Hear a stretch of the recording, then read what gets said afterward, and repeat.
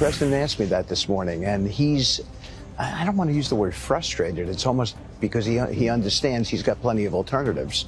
But it's curious. He's curious as to why they haven't, I don't want to use the word capitulated, but why they haven't capitulated. Why under this sort of pressure, with the amount of sea power, naval power that we have over there, why they haven't come to us and said, we profess that we don't want a weapon, so here's what we're prepared to do. And yet it's hard to sort of get them to that place. Amid high-stakes standoff in the Middle East, U.S. President Donald Trump questions why Iran has not capitulated under mounting American military pressure. In a revealing interview, Trump's special envoy, Steve Witkoff, said the president is curious why Tehran has not yielded despite the formidable U.S. naval presence in the region. Speaking to Fox News, Witkoff stopped short of using the word frustrated, yet openly asked why Iran has not come forward to renounce any nuclear weapons ambition under what he described as intense sea power and naval pressure. The remarks come after Trump warned that a limited military strike could be launched if no agreement is reached over Tehran's nuclear program.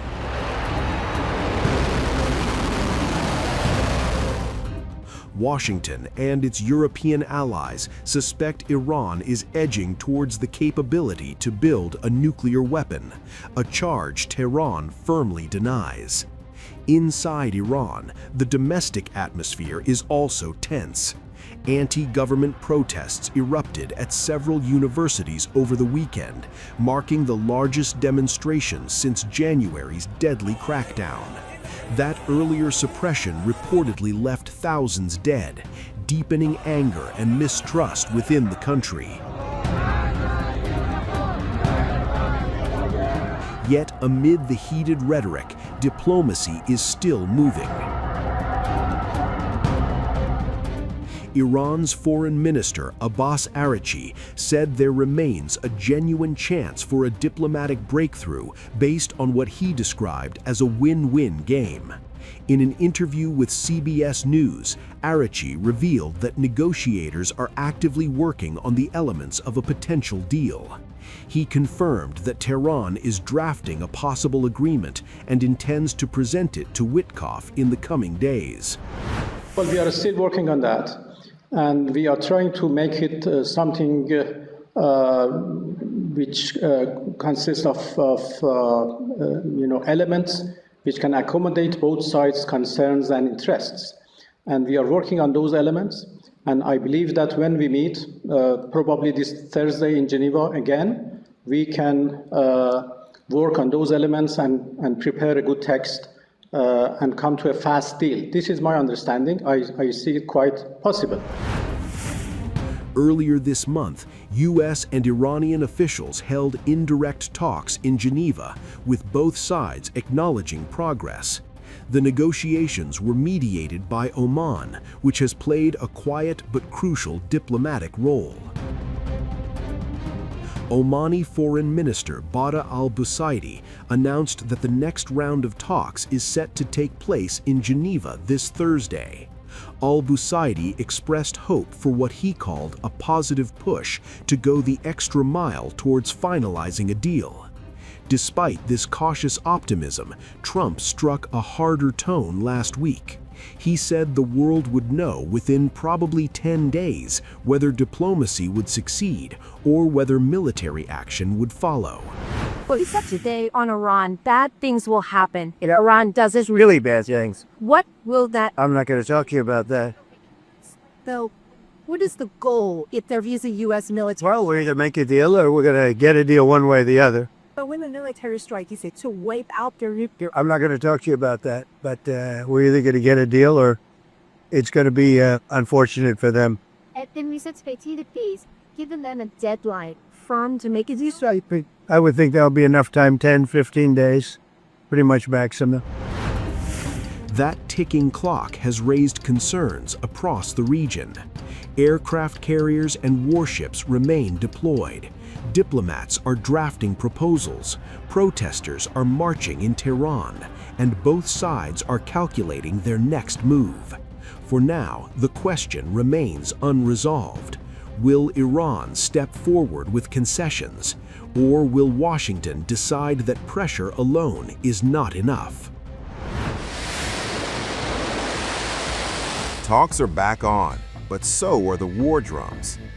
Iran and the United States remain sharply divided over sanctions relief, even as military tensions escalate across the Middle East.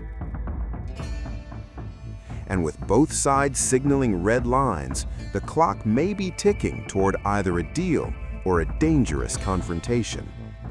A senior Iranian official told Reuters that the latest round of negotiations exposed deep differences over how and when sanctions should be lifted. Tehran insists on a clear, logical timetable. Washington's approach, Iran says, does not yet meet its demands. New talks are now expected by Thursday, February 26th in Geneva. Axios reported that the Trump administration is expecting to receive a revised Iranian proposal as early as Tuesday.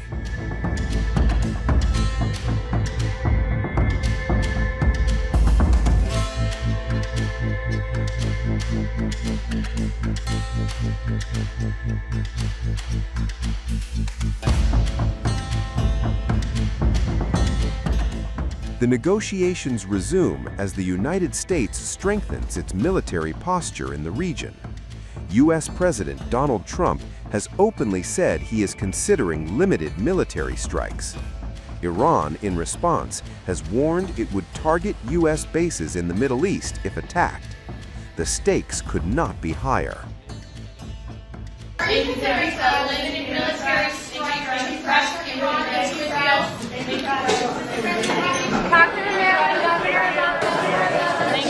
I can say I am considering it. We too will not bow our heads in the face of these difficulties.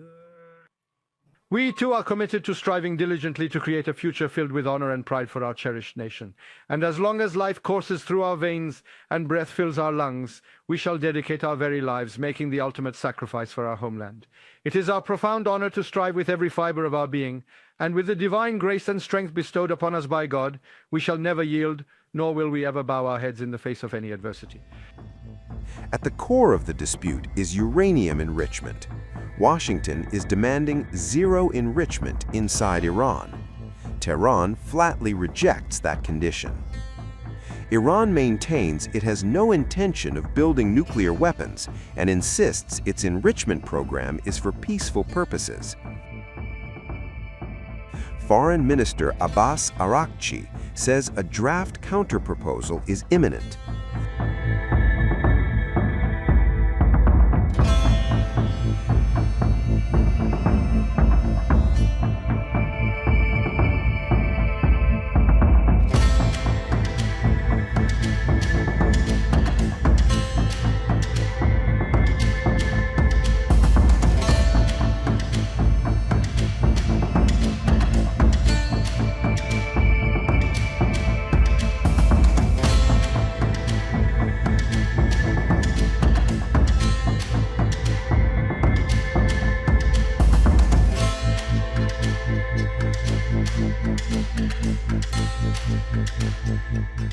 According to the Iranian official, Tehran may consider exporting part of its highly enriched uranium stockpile.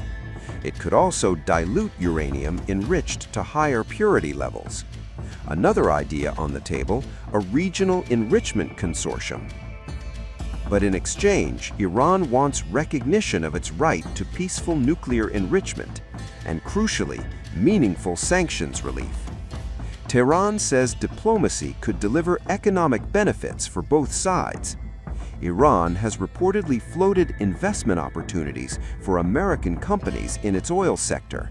However, officials stress that Iran will not hand over control of its oil and mineral resources.